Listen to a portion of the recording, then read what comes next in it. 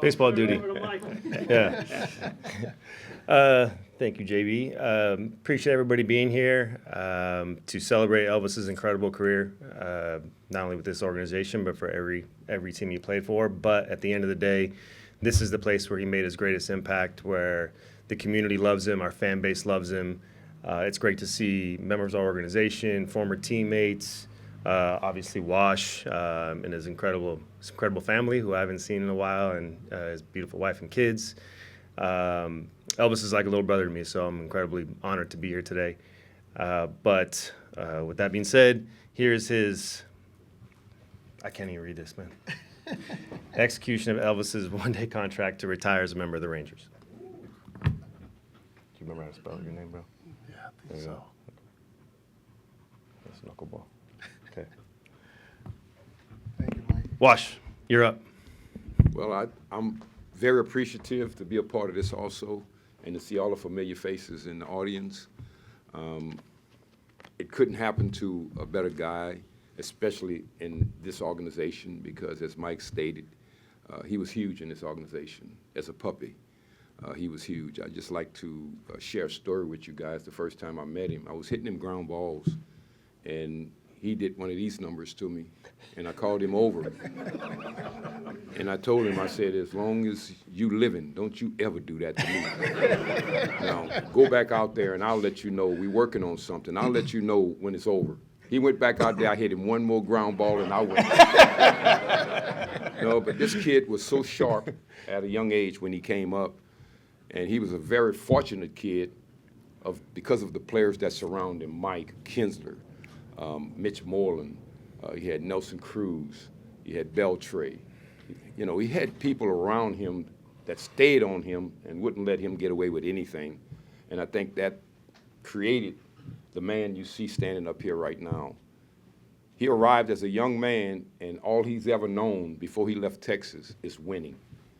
He could handle a bat, he could handle a glove, he could run the bases. He's seen things that young kids at his age just didn't see. And the things he didn't see, guys like Michael, Kinsler, Moreland, Beltray, they made certain that he's seen it. And that's why his career lasted as long as he's lasted. And I'm so happy that he went out on his own terms.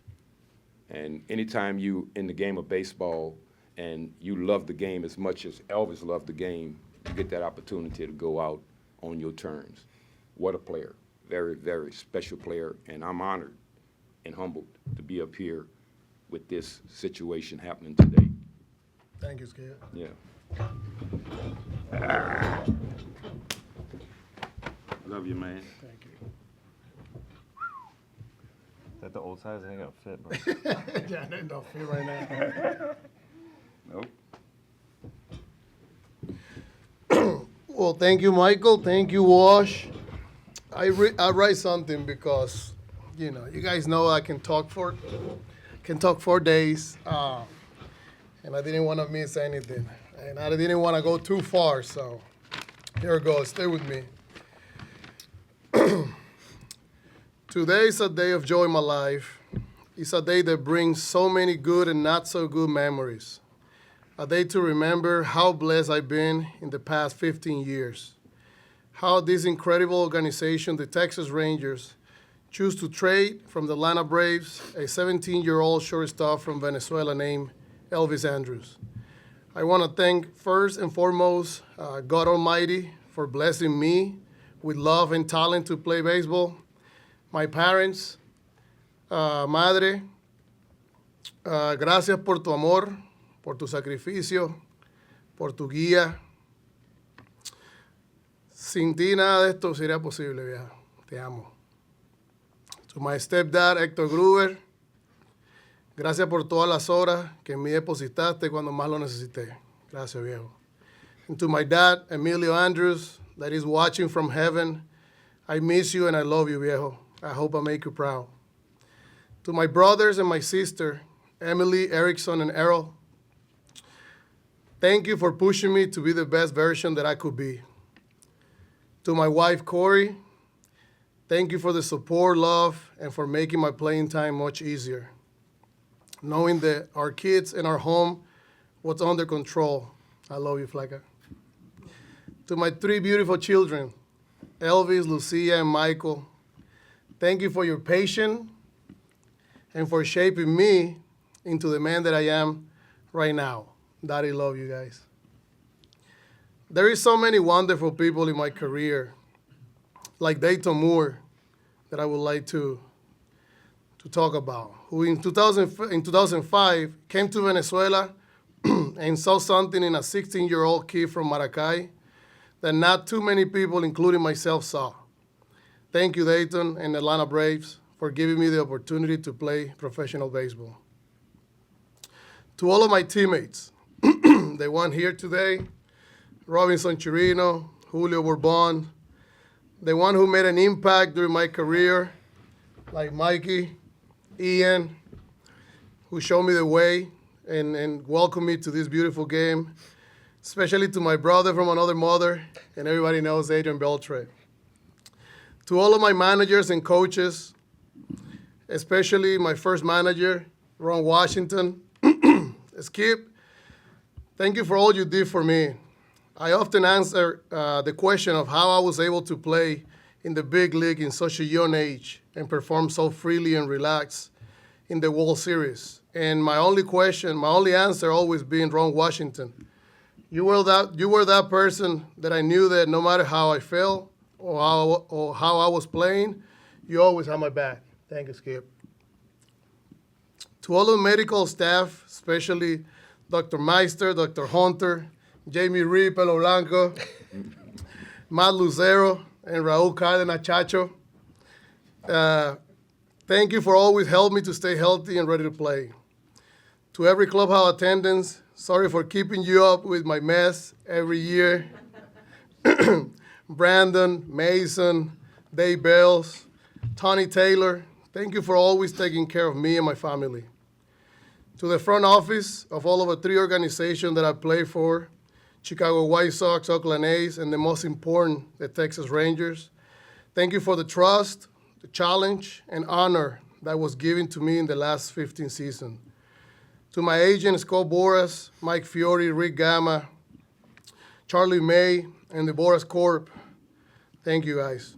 Thank you to all media members of this beautiful game of baseball, especially to Evan Grant, T.R. Sullivan, and Emily Jones. And for sure, I will only miss Emily Jones.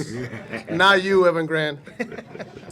Last but not least, the fans. Every one of you mean the world to me. Your passion and support was my fuel throughout my career. It's been 20 beautiful years journey as a professional baseball player, and it is an honor for me to officially retire as a Texas Rangers. Thank you.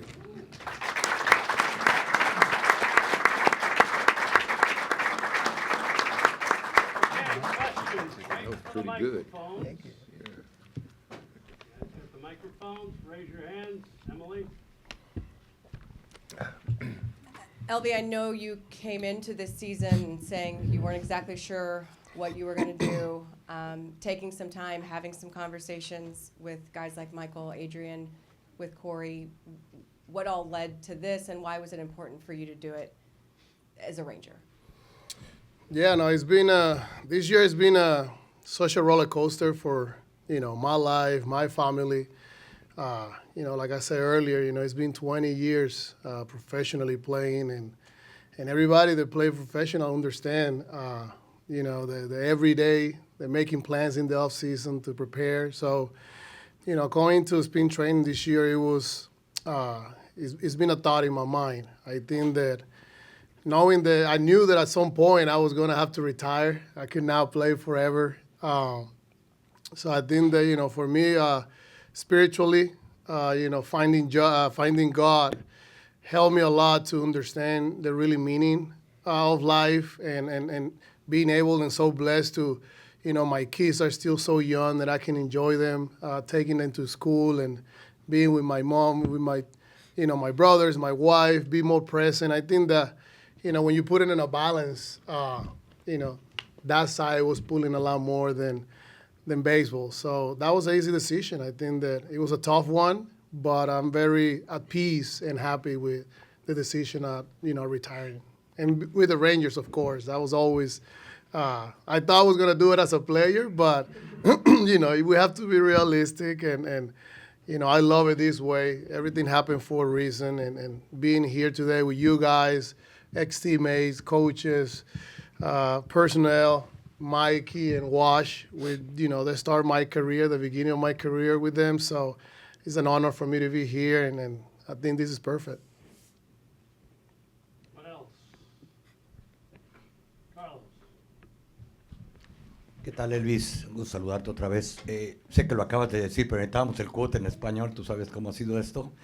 ¿Qué te decidió a retirarte y qué piensas hacer después del béisbol?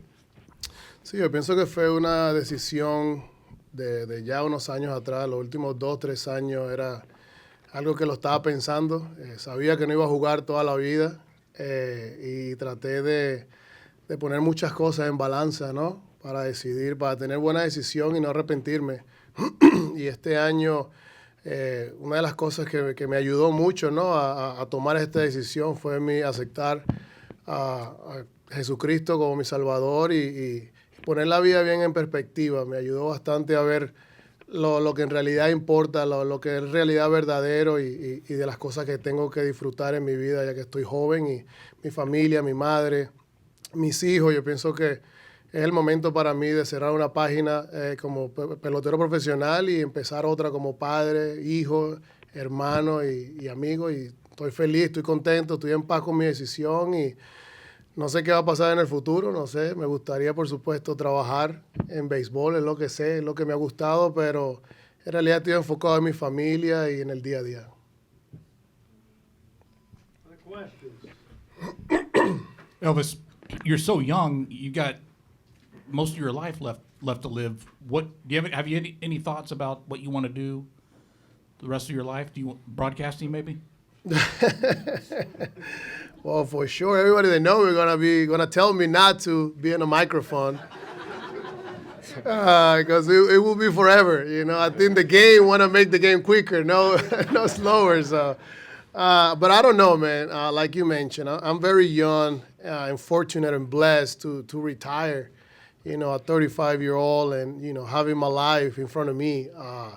Right now, I have no plan to trying to fast forward. I'm really go day by day. Like I say, growing spiritually, having fun, get to see my child grow, being a coach. I mean, I'm flag football coach, basketball coach, soccer coach. So I think that's what's going to be my next chapter, the next 10 years. But just being able to enjoy, man. I think that sometimes as a player, we forget, how blessed we've been, and we attach ourselves to the playing time. And I've been very blessed to have guys, Ian, Michael, Adrian, and the rest of my teammates to always guide me, to it's good to retire, man. Like, it's a lot of other, life brings a lot of other opportunities and a lot of other things to enjoy. So for me, it's just been a process the past few years, and, I was able to be at peace and make that final decision to retire. In the front row here. Somebody with a point? Yeah. So what's the most important lesson you learned from Wash, and what's the most important lesson you learned from Michael? Oh my God. I mean, from Wash, I think, working hard. Talent can get you to the big league, but, you work ethic want to keep you there for a long time. And I learned that, in such a young age. And again, I think that was the biggest key for me, being able to play as many years I was able to play in the big leagues and had a lot of success, through those knowledge and through those advice that Wash gave me everything, gave me early in my career. So, just working hard, never take anything for granted, respect the game, bring it every single day to the ballpark. Those are the things that will always stick to me, and I'll teach to my kids. And I mean, from Mikey, he did not talk too much. He'll show you. He was a leader that showed you, with his example. He only pulled my ear just a few times, but I needed, like Washington say, whenever I needed, I know that they will pull my ear. But just his work ethic, the way he respect the game. That is something that you don't need to tell me or talk to me about it. Just from watching him, it just make my career so easy because I literally you always trying to follow Mikey, the way he approach offensively and everything. It was just so easy for me. But it makes it hard because not everybody could hit like Michael. So, but no, I think those are the things that I always gonna kept in my heart, in my head, and in my mind. And I'm always, they know that, so blissful and so thankful for everything they did, the advice, the time they did put on me when they could do something else. And, from the bottom of my heart to both of them, thank you very much. For Wash and Michael first, and then I've got one for Elvis. But for both of you guys, we spend so much time kind of remembering Elvis as a kid, right? The story you just told, Wash, about the first time you hit ground balls. And everybody's got all these memories of Elvis's first couple of years in the big leagues. Having played 15 years in the big leagues, 2,000 hits, 300 stolen bases, that's a significant career. What would you say about Elvis's overall career and the player he ended up being? Number one, he was a tremendous teammate. Once again, everything that Elvis accomplished, he had to learn how to do it. He didn't come in with all of that on his resume. He had to learn how to do it. There had to be people around him that made certain that he recognized what he was capable of doing. And as he mentioned, he was on top of it every day. So that's the one thing I've always remembered about him.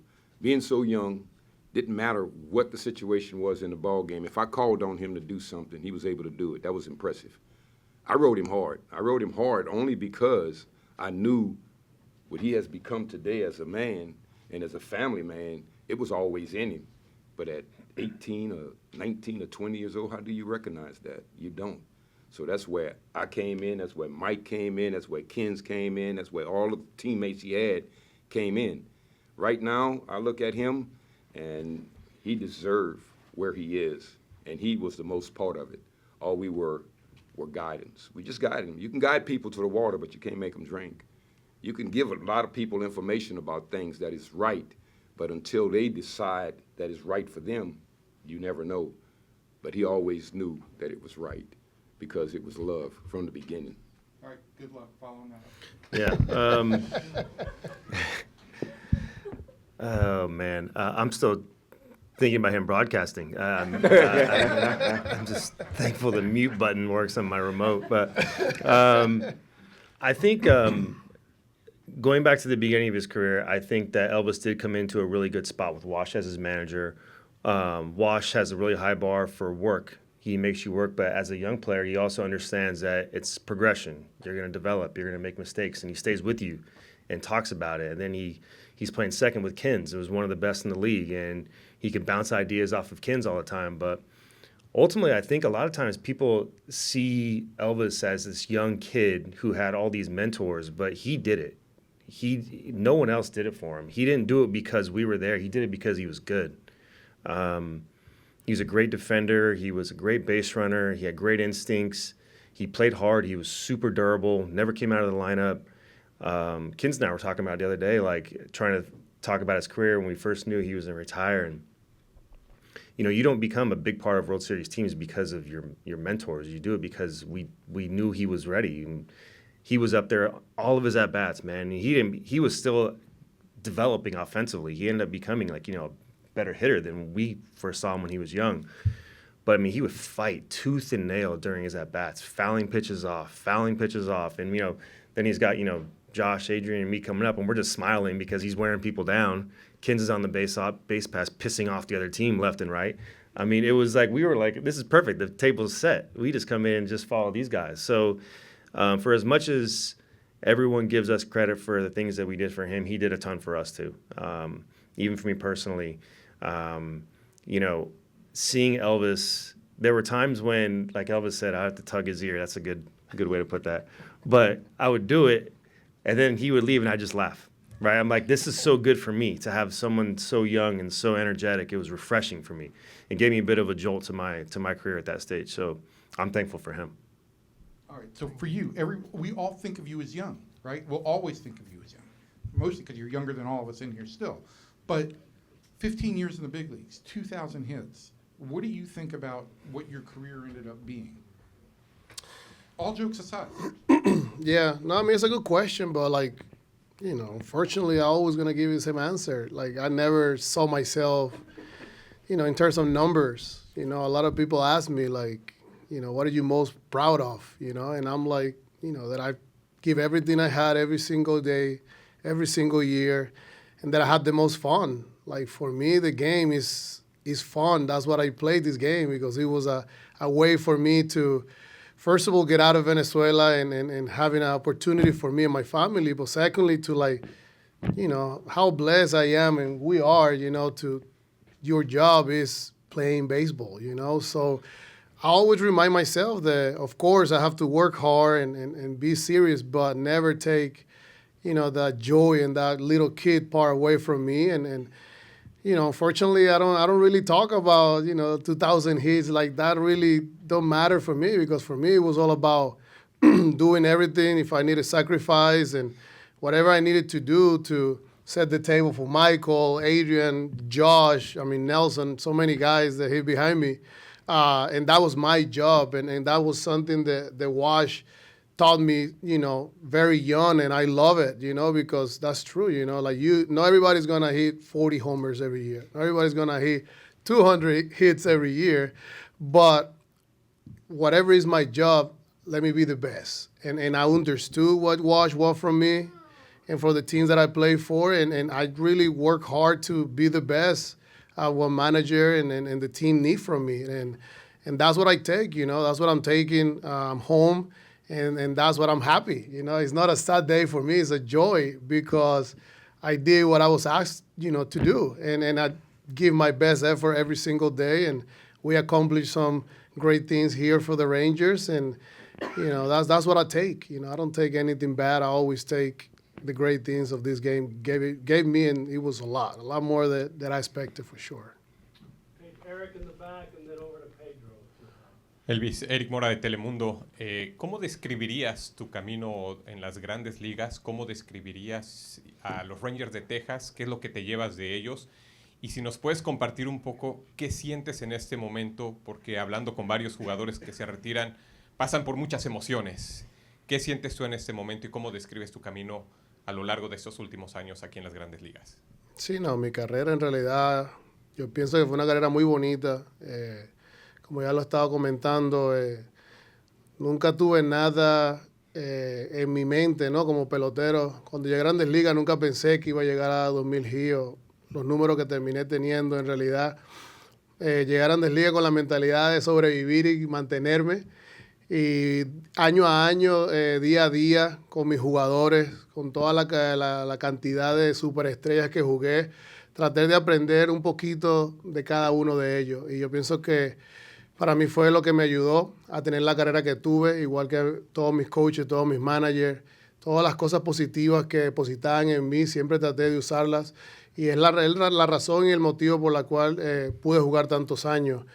La última pregunta que me hiciste era, ¿cómo me siento? Imagínate, son emociones que es muy difícil ahorita vivir. Yo pienso que ya después del día de hoy, que ya es oficial que me retiro, empezaré a sentirlas un poquito más, o cuando veo videos, fotos, ¿no? de mi carrera, es cuando las emociones salen, pero como te digo, en realidad estoy muy contento. Estoy en un estado de mi vida que me siento súper feliz, súper contento, en paz, con mucho amor, mucho gozo, y en realidad esto es, sí era una página de mi carrera, pero viene la mejor, ¿no? Que es con mi familia, con mis hijos, y ayudando, ¿no? Al próximo Elvis, al próximo jugador que pueda venir. Así que feliz, puras cosas felices lo que tengo en mi mente. Las emociones que pasan por mí son todas positivas, y agradecido con Dios, por supuesto. Pedro. ¿Qué tal, Elvis? ¿Cómo estás? Bueno, preguntarte también dos preguntas. La primera, cuando ves que tu nombre queda en la historia de la franquicia, por ejemplo, líder en bases robadas, en juegos disputados quedaste segundo, cuando piensas en eso, en lo que tu nombre va a representar con los Texas Rangers, ¿qué te pasa por la mente? Y también, como pelotero venezolano, estar en una lista donde estás creo que 10º en hits, con nombres como bueno, Miguel Cabrera, Andrés Galarraga, Bob Abreu, David Concepción. ¿Cómo pones eso en contexto también? Sí, bueno, eso es cuando ya tú empiezas a nombrar todos esos caballetes, ¿no? Como digo yo, todos superestrellas, ídolos míos. Y tú ves el nombre tuyo en esa lista, es honor. Yo pienso que honor es lo que me pasa por la mente. Agradecido con Dios, por supuesto, por el talento que me dio y con mi familia, todo el apoyo, todas las cosas que conseguí, que hice en mi carrera. No fue un trabajo solamente de Elvis Andrus, fue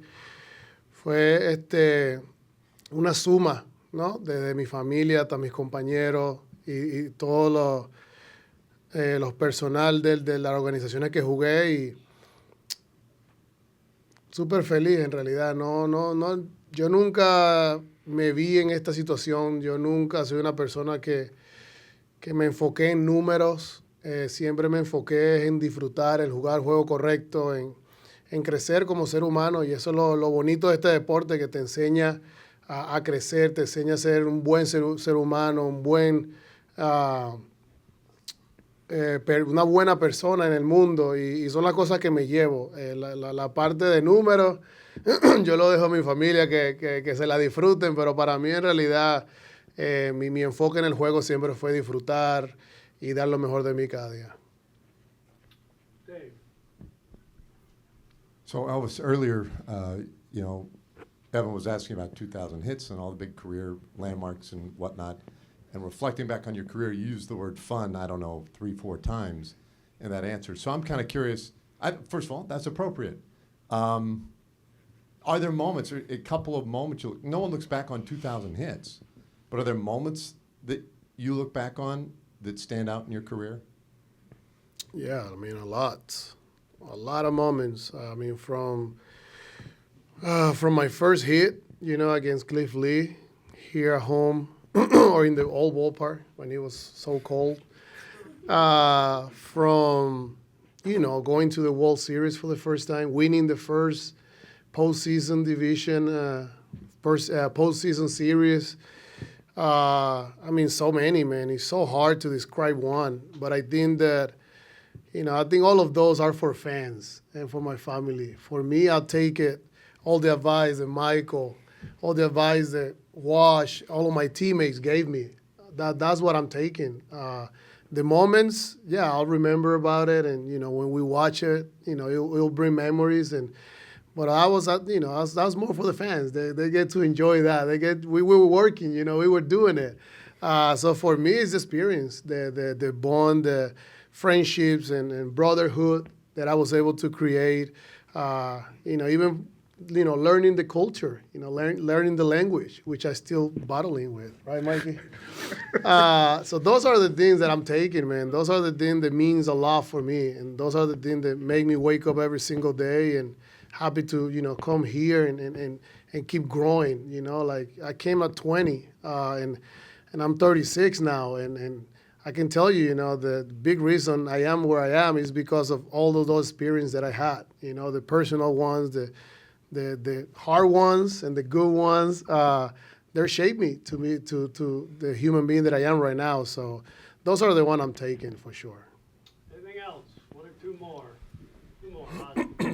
Elvis, with all your accomplishments as a Texas Ranger, your number will probably be retired one day. How did you end up with number 1? Did you ask for it, or did somebody just give it to you? And I have a question for Wash. Do you think Elvis will make a good coach? You want to get Elvis' answer first and then mine? That's a good question. That's a really good question, how I end up with number 1. I mean, I can guess. Because I don't know the answer. You have to ask. I mean, probably Wash know the answer more than me about number 1 or Mikey. But for me, I don't know. I mean, usually when you don't have too much power and you're super fast, they always get you number 1, number 2. That's how it goes. And, I was known by my defense and my speed, not for my power. But it was a number that, I really, I'm being honest, I didn't click to me at the beginning because my dad, Emilio, always wears 17. And through my minor leagues, I either wear 17 or 24. So when I got to the big leagues and they gave me one, I mean, you know, you're a rookie. You don't really have too much to talk about numbers. You want to be in the big leagues and survive, you know, staying in the big league to talk about numbers. But it ended up being amazing. I mean, I think my first year I find out that I'm the first Elvis to ever play in the big leagues. So I kind of always put that together, you know, my number with my name, you know, I'm the first one. So you kind of stick to it, and you know, I love it. I mean, till this day, you know, number one is my number. I sit around and I listen to him at, what, 35, 36? 36. And I'm sitting here thinking, I wish my young group was in here to listen to the wisdom and the knowledge that this kid is pouring out. And you asked me if I thought he could be a coach. I think he can be a difference maker. Now, that entitled coach, that entitled dad, that entitled all of that. Being a difference maker. Making a difference, making someone realize they can, even though they might think they can't. And I remember when he first showed up on the scene, and I'm sitting there listening to him talk. He's got me with chills to understand that he's grasped all of that. And I keep going back to my little young club because I wish they was in here to grasp that, because everything he's saying, I've been trying to pour into them. So to tell you, would he make a good coach? He would make a tremendous coach. He would make a great manager. But whatever, through all of that, being a great coach and a manager, he would be a difference maker.